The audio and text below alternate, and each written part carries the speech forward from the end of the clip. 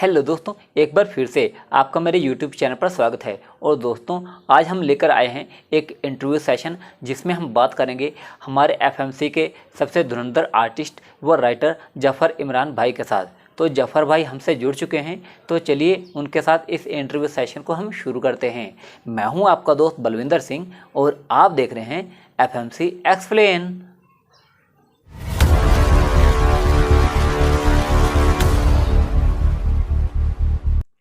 तो दोस्तों, जफ़र भाई हमारे साथ जुड़ चुके हैं, तो चलिए उनसे सबसे पहले मुलाकात करते हैं।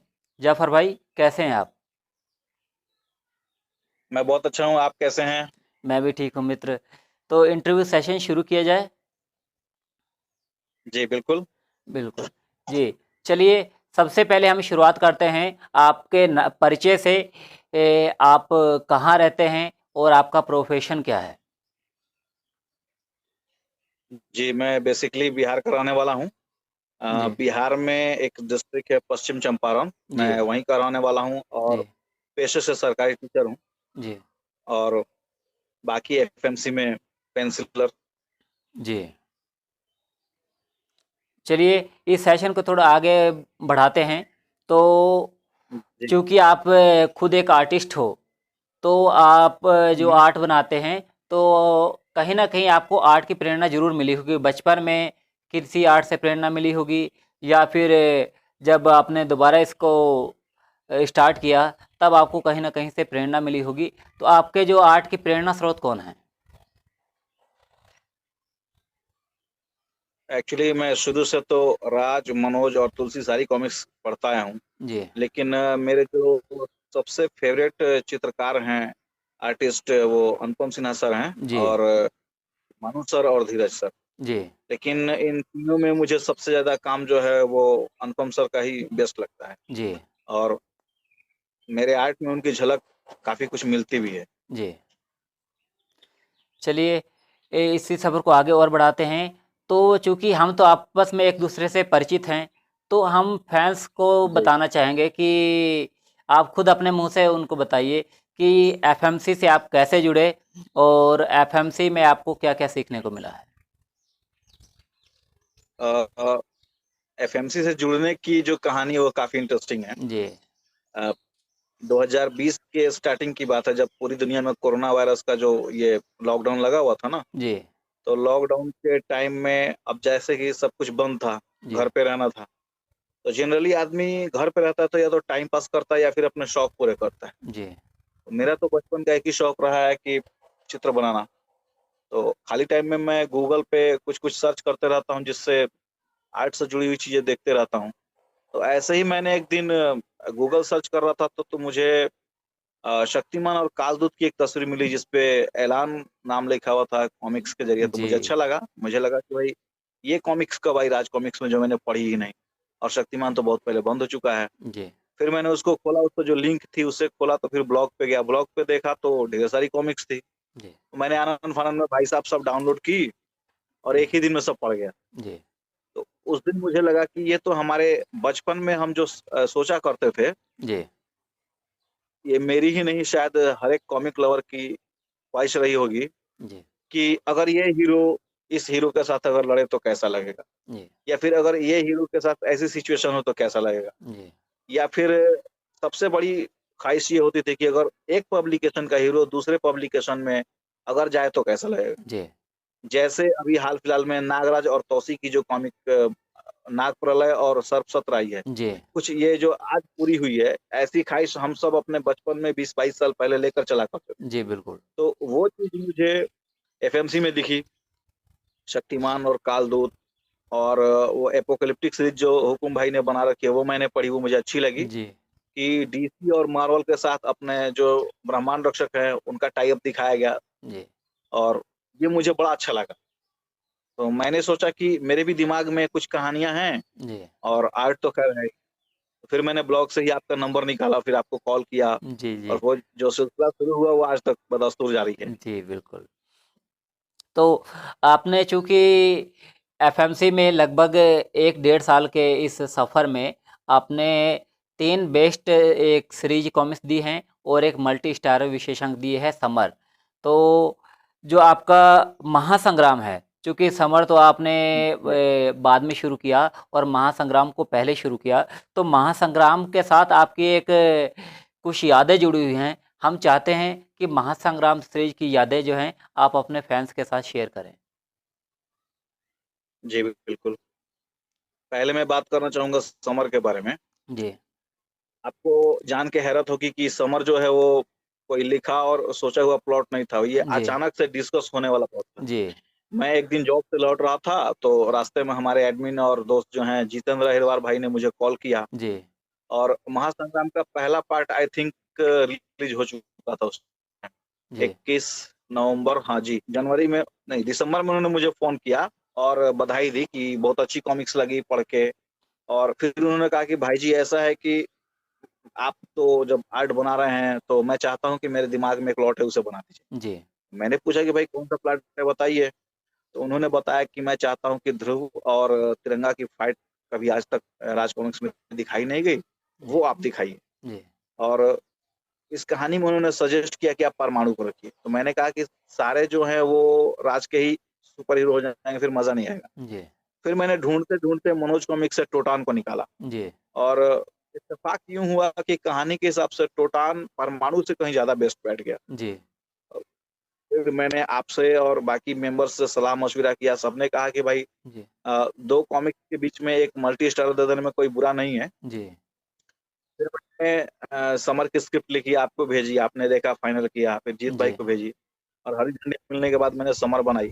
जी, अब समर क्या है कि बनते-बनते उसमें लग गए 4 साढ़े 4 महीने जी, और 98 पेज की कॉमिक्स बन गई। जी, तो ये एक अचानक से सोचा हुआ प्लॉट था जो जीत भाई ने मुझे दिया। जी, अब रही बात महासंग्राम की, जी, तो महासंग्राम मेरे हाथों से निकलने वाली रचना भले हो, लेकिन ये मेरे दिल से जुड़ी रचना है। जी, हुआ यूँ कि आज से 20-22 साल पहले जब हम लोग 98 की बात है, जब मैं 8वीं क्लास में था, तो मेरा बचपन का एक दोस्त था, जी, तारिक अहमद। जी, जी, मतलब यूँ समझिए कि खाता मैं था, सोता उसके यहाँ था जी, और मतलब इतनी गहरी दोस्ती थी हमारी जी, कि हम जहाँ भी रहते थे, साथ ही रहते थे। जी, तो मैं और वो दोनों कॉमिक्स के बड़े शौकीन थे, तो जी, उस समय स्कूल में क्या कि मैं छोटी-मोटी आर्ट्स वगैरह बना के अपने दोस्तों यारों में शेयर किया करता था। जी, तो दोस्तों ने कहा कि यार तू एक कॉमिक्स बना।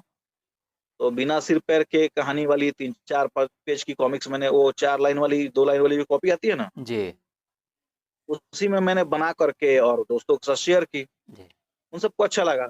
यहाँ तक कि वो 4-5 पन्नों की स्क्रिप्ट जो थी, वो हमारे टीचर्स के भी पास पहुँची। हमारे जी, हिंदी के जो सर थे वीरेंद्र सर, उन्होंने देखा, हमारे मैथ के जो एसएन पांडे थे उन्होंने देखा जी, और हमारे उर्दू के जो टीचर थे उन्होंने भी देखा। तो उन्होंने हौसला अफ़ज़ाई की कि भाई बहुत अच्छा तुम्हारा आर्ट है, इसको कंटिन्यू करो। जी, आगे चल के तुम हो सकता है एक बड़ा आर्टिस्ट बन सको। जी, तो मुझे भी थोड़ी हिम्मत मिली और फिर दोस्त ने कहा कि यार तू एक ऐसी कहानी लिख कि जिसमें सारे सुपर हीरोज़ हों। हुँ, जैसे नागराज, दोगा, परमाणु, ये सारे सुपर हीरोज़ को मिला के कहानी लिख। जी, तो गौर मतलब बात ये है कि उस टाइम तक कोहराम कॉमिक्स नहीं आई थी, जिसमें सारे सुपर हीरो जो पहली बार आए हैं, जी, ये कॉमिक्स उस टाइम पर अभी नहीं है। ये 98 की बात। हुँ, तो मैंने कहा भाई मैं आर्ट कर सकता हूँ, कहानी नहीं लिख सकता। हुँ, कहानी तू लिख दे और मैं बना दूँगा। हुँ, तो मेरे दोस्त ने एक कहानी लिखी। जी, अब वो उस हिसाब से कहानी जो थी उसने लिखी, तो हमें कहानी लिखने का कोई नॉलेज तो था नहीं। हुँ, बस एक जोश था कि भाई बनाना है, नागराज, ध्रुव, परमाणु, डोगा सब बनाना है। तो मैंने एक कॉपी में उसे बनाना शुरू किया और बनाते-बनाते समझिए कि यही 30, 35, 40 पन्नों की बनी होगी। जी, तो अचानक एक दिन वो कॉपी कहीं खो गई या फिर दोस्त के पास रह गई, मुझे उतना याद नहीं है। तो जी, वो काम अधूरा रह गया। हुँ, लेकिन मुझे इतना याद था कि उसमें हमने विलेन के तौर पर नागपाशा को और चंडकाल को लिया था। क्योंकि मुझे लगता है कि चंडकाल जितना स्ट्रॉन्ग कैरेक्टर है आरसी का, हुँ, उसे सही से इंट्रोड्यूस नहीं किया गया।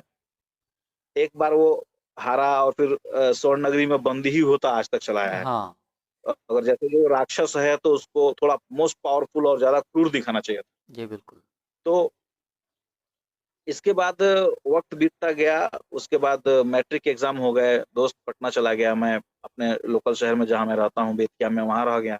जी, लेकिन हमारी दोस्ती तो जो थी वो चली आ रही थी। तो 2017 में जब मेरे पापा का ऑपरेशन हुआ और मैं घर लौट रहा था, तो गुजरात से जब मैं चला स्टेशन पे, तो शायद कोटा जंक्शन पे कि कहीं मैंने कुछ कॉमिक्स देखी। जी मैंने देखा तो बड़ा अच्छा लगा कि भाई कॉमिक्स अभी भी आ रही है। तो जितनी भी थी 6-7 कॉमिक्स मैंने खरीद ली, कुछ नई कॉमिक्स भी थी और बाकी रिप्रिंट्स से वो मैंने खरीद लिए जी कि ट्रेन में पढ़ने के काम आती है। हम्म तो मैंने दोस्त को फ़ोन किया कि भाई अभी भी कॉमिक्स आती है हम्म और थोड़ा-सा इसका दाम वगैरह बढ़ गया है, कुछ आर्टिस्ट वगैरह बढ़ गए हैं। तो उसने कहा कि अच्छा इस बार आता हूँ तो वो कॉमिक्स जो है मेरी पूरी करके दे देना। मैंने कहा चलो आना लेकर के मैं बना दूँगा। हम्म अब इस इत्तेफ़ाक कहिए या बदनसीबी कहिए कि दोस्त मेरा आया, मुझसे मिला और मिलने के मतलब मिलने के बाद वो चला गया वापस दिल्ली, जहाँ वो रहता था, अभी जॉब कर रहा था। हम्म और 10 रोज़ के बाद एक दुर्घटना हुई जिसकी वजह से मेरा दोस्त जो है इस दुनिया में नहीं रहा। इस घटना ने मुझे इमोशनली तौर से तोड़ दिया। हम्म, मैं मतलब काफ़ी दिन तक मैं डिस्टर्ब था, तकरीबन 5-6 महीने मैंने जी डिप्रेशन में गुज़ारे।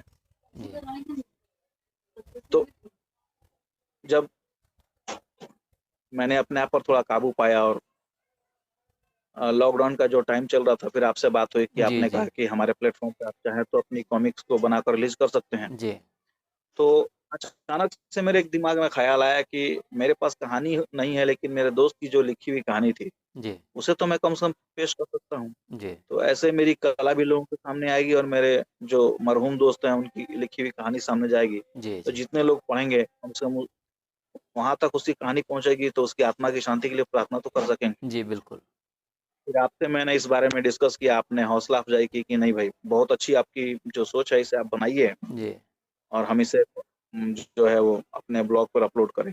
जी तो बस कुछ आइडिया था नहीं उस टाइम, तो बस ब्लू पेन मिल गई और 4 लाइन वाली कॉपी मिल गई, तो हमने कॉमिक्स बना दी थी। जी जी फिर आपने बताया, यूट्यूब पे बहुत सारी वीडियोज़ मैंने देखी, उत्तम चंद भाई जो हैं मशहूर आर्टिस्ट, जी उनसे दोस्ती है, उनसे मैंने बात की।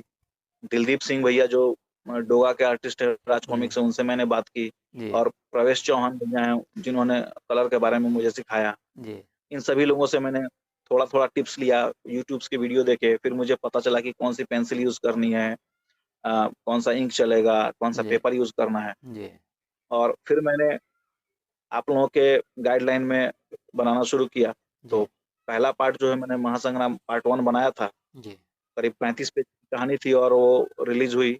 जी तो रिलीज़ के बाद उसे बहुत ही ज़्यादा प्यार मिला। जी इस सीरीज़ को लोगों ने हाथों-हाथ लिया। जी तो मुझे भी खुशी हुई और मेरा हौसला भी बढ़ा कि भाई जो कहानी मेरे दोस्त ने लिखी है, इसे मैं और आगे बढ़ाऊँ। जी तो अब उस कहानी जो है दोस्त ने लिखा था, उसे मैं अपने हिसाब से ढाल के, जी अपने हिसाब से बना रहा हूँ। जी इस कहानी के लेखन में आपका भी सहयोग है और हमारे जीत भाई का भी सहयोग है जी और एक आध दोस्त ऐसे भी जिन्होंने भी मैंने सलाह-मशविरा लिया है, जैसे अमित वर्मा भाई हैं, अभिलाष जी हैं, हुँ, इन्होंने भी थोड़ा बहुत कहानी में हेल्प किया है। जी तो कहानी वही है, बस उसे आज के हिसाब से ढाला गया है जी और अभी मैं उसको बना ही रहा हूँ और आप लोगों की दुआ से, मेहरबानी से 3 पार्ट उसके आ चुके हैं, चौथा मैं अभी बना रहा हूँ जी और अभी मैं बना ही रहा था, लेकिन ये इंटरव्यू सेशन के कारण मैंने अभी पेन पेंसिल अभी रख दी है, वरना मैं आप लोगों को ज़रूर शेयर करता जी और उम्मीद है कि ये आगामी दिवाली में रिलीज़ कर दी जाएगी। जी। तो बहुत अच्छा लगा आपके इस सफ़र के बारे में जानकर, चूँकि जो महासंग्राम 3 है, कॉमिक्स जो अभी रिसेंटली आई थी, तो अभी तक हमारी जो कॉमिक्स थी, सबसे ज़्यादा डाउनलोड्स वाली, वो थी एडवेंट ऑफ डार्कनेस, जो हुकुम मेंद्रा भाई ने बनाई थी। तो उसके लगभग 24 घंटे से थोड़ा-सा ऊपर उसने वक़्त लिया था 500 डाउनलोड्स पूरा करने में। लेकिन महासंग्राम 3 जो जी, सीरीज़ है, उसने लगभग 3-4 घंटे में ही 500 डाउनलोड्स कंप्लीट कर लिए।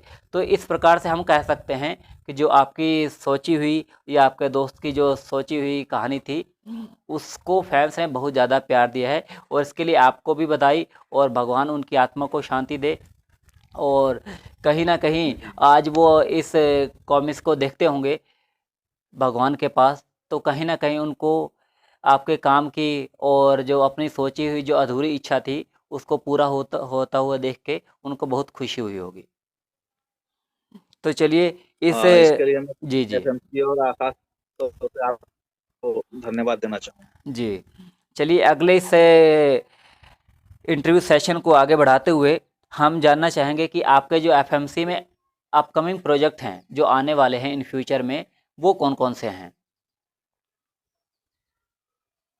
अभी दिवाली के आसपास में हम रिलीज करेंगे महासंग्राम चौथा पार्ट, जी, और उसके बाद मेरे माइंड में एक 3 इन 1 कॉमिक्स की स्क्रिप्ट चल रही है, इंस्पेक्टर स्टील, जंबू और इंद्र, यानी कि राज, मनोज और तुलसी के तीनों जो साइबोर्ग कैरेक्टर हैं इनको मिलाकर। जी, और एक ऐसा कैरेक्टर है आरसी में जिसे कभी ढंग से डेवलप नहीं किया गया, सुपर इंडियन। जी, तो ये चारों को मिलाकर मैं एक मल्टी स्टार बनाने के फिराक में था, लेकिन हाल ही में हम लोगों ने एक एफएमसी पे एक पोल किया था जिसमें सारे लोगों ने ये इंटरेस्ट जी, जाहिर किया कि भाई महासंग्राम जो चल रही है जी, पहले इसे पूरा किया जाए। जी, तो मैं फैंस की इच्छा का कदर किया, सोचा कि नहीं, पहले अब जब ये कंटिन्यू चल रही है तो इसको कंटिन्यू ही करते हैं, जी, जी, और नए साल में नई कॉमिक हम लोग देंगे। जी, तो महासंग्राम सीरीज का चौथा पार्ट जो आ रहा है ये अपना एक अपकमिंग में आ गया। दूसरा आएगा आपको महासंग्राम का 5 जो कि समापन अंक होगा। जी, उसके बाद आपको एक कॉमिक रोबोवार आएगी, जी, multi starrer super Indian, inspector steel, जंबू और इंद्र की। और उसके बाद एक और प्रोजेक्ट मेरे दिमाग में चल रहा है जिसमें मनोज कॉमिक्स का सुपर हीरो विध्वंस है, जी, जिसकी फाइट हमारे ब्रह्मांड रक्षकों से होने वाली है। जी, इसका टाइटल मैंने रखा है परम युद्ध। जी, तो ये भी आएगी साल 2022 में। और इसके साथ एक और 2 इन 1 सिंगल शॉट कॉमिक्स आएगी, महाबली भोपाल और आक्रोश की, जी, अ, सबसे बड़ा महाबली। जी, अभी फिलहाल फ्यूचर का यही इरादा और अपकमिंग प्रोजेक्ट्स हैं। जी। तो चलिए आपके जो अपकमिंग प्रोजेक्ट्स हैं, वो जल्दी से जल्दी फैन्स के सामने आएँ और आपकी जो अंदर की प्रतिभा है और फैन्स को देखने को मिले। चलिए इस सेशन को आगे बढ़ाते हुए हम सबसे पहले आपसे ये जानना चाहेंगे कि चूँकि आप एक आर्टिस्ट हैं और आप एक गवर्नमेंट जॉब भी करते हैं, तो एक आर्टिस्ट होने के नाते और चूँकि आपको परिवार में भी समय देना है और अपनी ड्यूटी भी करनी होती है, तो इस बीच जो आप ये आर्ट के लिए टाइम निकालते हैं, वो कैसे मेंटेन करते हैं? देखिए ऐसा है कि लॉकडाउन में तो टाइम ही टाइम था। जी, तो लॉकडाउन में मैंने करीबन 70 पेज बना कर के महासंग्राम के रेडी किए थे। अभी जी, क्या है कि जॉब के साथ थोड़ा टाइम निकालना मुश्किल होता है, लेकिन जी, टाइम निकल ही जाता है क्योंकि जी, घर वालों को भी पता है कि भाई इसके बचपन का शौक है और कॉमिक्स जी, जो है वो डिजिटल रिलीज हो रही है, लोग पसंद कर रहे हैं। जी, तो घर वाले भी पूरा सपोर्ट करते हैं जी, और मेरा हौसला बढ़ाते हैं कि भाई जो कर रहे हो, जिस फील्ड में हो, उसमें तुम अच्छा कर रहे हो तो तुम करो, कोई जी, दिक्कत नहीं। जी, और उसके अलावा आप हैं, जितेंद्र अहिरवार भाई हैं, हुकुम भाई हैं, जी, अनुज भाई हैं, ये सब लोग भी मेरा हौसला बढ़ाते हैं, मेरे काम की तारीफ करते हैं। जी, और टाइम नहीं होने के बावजूद भी मैं क्या करता हूँ कि एक शेड्यूल बनाता हूँ कि जब जब भी मैं खाली होता हूँ जी, तो अपना कोई और काम नहीं करता, मैं बस इसमें अपना आर्ट वाला ही काम करता हूँ। जी, तो मुझे जहाँ तक लगता है कि हफ्ते में आराम से 4 या 5 पेज मैं बना लेता हूँ। जी। तो चलिए आगे इस सफ़र को और आगे बढ़ाते हैं। तो हम जानना चाहेंगे कि कॉमिक्स से संबंधित आपकी कोई बचपन की ऐसी याद हो, जिसे याद करके या तो आपको हँसी आती हो या फिर रोना आता हो, ऐसी कोई एक याद हमसे साझा कीजिए? एक एक याद नहीं है बल्कि यादें तो बहुत सी हैं। जी, 2 2 इंटरेस्टिंग किस्से ऐसे हैं जो मैं आपको बताना चाहूँगा। जी, मैं पढ़ने में एवरेज था, मतलब अपने बचपन में। जी, तो मेरे पिताजी जो हैं वेद प्रकाश शर्मा, सुरेंद्र मोहन पाठक इत्यादि के उपन्यास, नॉवेल लेकर आया करते थे। जी, तो एक बार वो वो 2 कॉमिक्स लेकर आए, मतलब एक तो थी मर गया जंबू, जी, और एक थी नागराज और कालदूत। जी, तो मैंने देखा तो कॉमिक्स में नई चीज़ थी। जी, मैं तीसरी चौथी क्लास में था शायद, जी, 94-95 की बात। जी, तो महात्मा कालदूत वो जो मैंने देखा, नागराज और कालदूत, तो मुझे बड़ा अच्छा लगा जी, कि एक 3 शरीर वाला जो है, वो एक हरे रंग के हीरो से लड़ रहा है और एक पीछे से एक लड़की खड़ी होके देख रही है। तो मैंने पापा से पूछा कि ये क्या ले आए आप? उन्होंने कहा इसे कॉमिक्स कहते हैं, दुकान वाले ने मुझे गिफ्ट के तौर पर दिए कि आप इतने सारे नॉवेल्स ले जाते हो, ये आप मेरी ओर से आपको गिफ्ट है। जी, तो मैं तो कॉमिक्स नहीं पढ़ता, सब तुम रखो। तो 2-3 दिन लगे मुझे उस कॉमिक्स को समझ पढ़ने में। जी, तो जब मैंने उसे पढ़ा तो बड़ा अच्छा लगा और उसी टाइम से आर्ट बनाने का चस्का भी लगा। जी, और ये चस्का धीरे-धीरे शौक में कन्वर्ट हुआ, शौक से जुनून में तब्दील हो गया। जी, और मेरे मन में कहीं न कहीं ये ख़्वाहिश थी कि मैं भी महात्मा कालूद को ड्रॉ करूं, जी, जो आज मैं कर रहा हूं। जी, और भाई साहब, बड़ा टफ होता है महात्मा कालूद को ड्रॉ करना। जी, पता नहीं अनुपम सर कैसे ड्रॉ कर लेते हैं। जी, मैं तो थक जाता हूँ एक बार में 3-3 बॉडी बनाने में। जी, आ, वो एक याद आती है नागराज और कालदूत कॉमिक्स, जो कि मैंने बचपन में पढ़ी थी और जहाँ से शौक शुरू हुआ। और दूसरा मुझे याद आता है, एक कॉमिक्स थी, याद नहीं है, उसमें पीछे ऐड था भाटी का जाल, जी, भेड़िया की कॉमिक्स का। जी, तो वो मैंने उसमें से क्या किया कि पेज उसके काट के भेड़िया और उसमें जो गोरिल्ला था उसको निकाल दिया था बाहर और अपने रूम में चिपका दिया था। जी, उसके बाद मैंने वो कॉमिक्स काट काट कर, उसमें पता नहीं किस हीरो की थी, मुझे इतना याद नहीं है, शायद नागराज की ही कोई कॉमिक्स थी, जी, उसको अपने बुक्स में, नोटबुक में और अलमारी पे, दीवार पे, जहां दिल के वहां वहां चिपका दिया। जी, तो जब पापा घर आए तो देखा, तो मुझे लगा कि देखेंगे तो खुश होंगे कि वाह क्या कलाकारी की है। कलाकारी तो छोड़िए, पिटाई बहुत ज्यादा हुई। उन्होंने कहा कि एक तो तुम किताब काटना अच्छी बात नहीं है, और मैगजीन नहीं फाड़ते, क्योंकि किताबें जो है, कैसी भी किसी भी तरह की किताब, वो ज्ञान होता है। जी, तो भाई साहब, उस दिन जो पिटाई हुई थी वो उम्र भर याद रहेगी। जी, और फिर पिटाई होने के बाद फिर पापा ने एक दूसरी कॉमिक्स दिलाई थी, उसका उसका नाम याद नहीं आ रहा, लेकिन एक जी, कॉमिक दिलाई थी उन्होंने मुझे।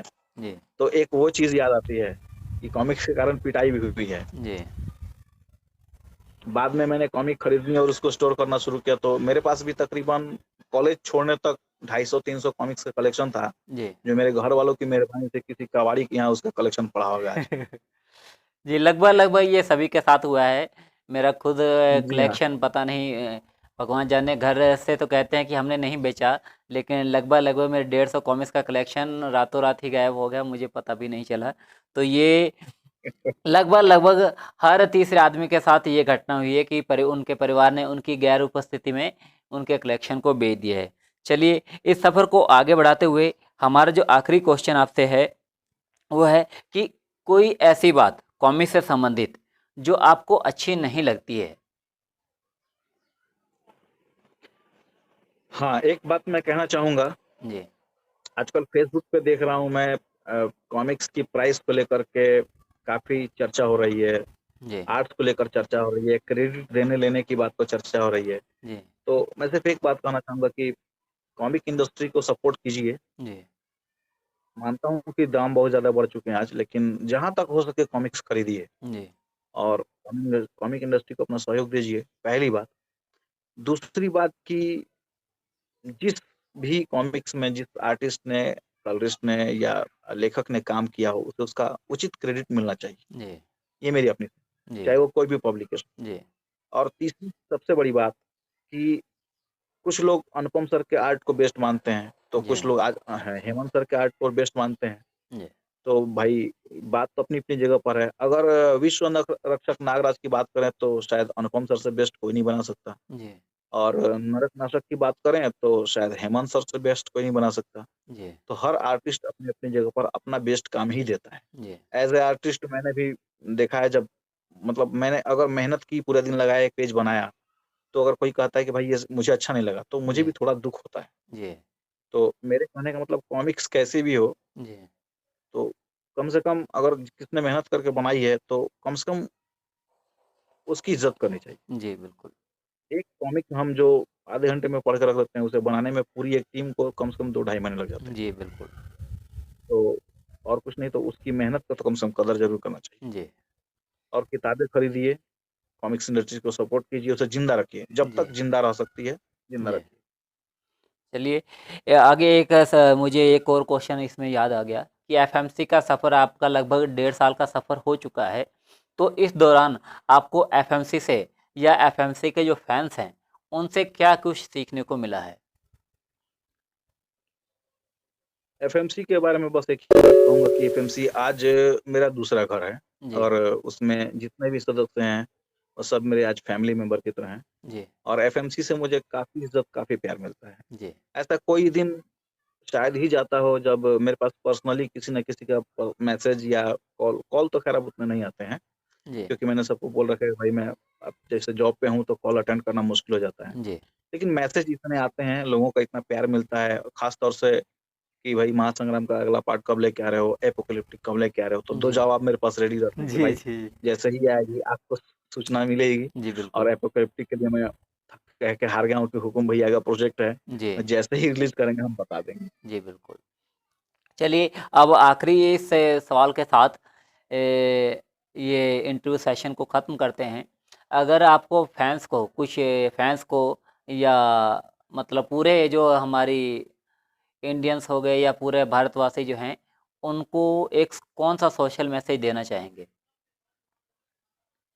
मेरा मैसेज बस यही है कि किताबें जो है वो ज्ञान का स्रोत होती हैं जी, और हमारी पीढ़ी शायद लास्ट पीढ़ी है जो किताबों पर इतना टाइम स्पेंड कर रही है, जी, क्योंकि जी, आने वाली जो जनरेशन होगी वो मोबाइल से ही पढ़ेगी और डिजिटल ज़माना आता रहेगा। जी, लेकिन किताबें पढ़ना और उसे कलेक्ट करके रखना अपने आप में एक बहुत बड़ी उपलब्धि है। जी, तो जहाँ तक हो सके किताबों से प्रेम कीजिए, जी, ज्ञान अर्जित कीजिए, जी, उन्हें शेयर कीजिए जी, और इस शौक को, इस जुनून को ज़िंदा रखें। जी।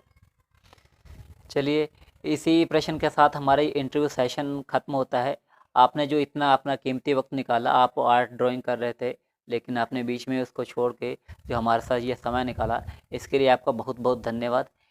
चलिए, इस सेशन को इंटरव्यू सेशन को यहीं पे फिनिश करते हैं। आपका भी नमस्कार। धन्यवाद। जी, बिल्कुल। नमस्कार।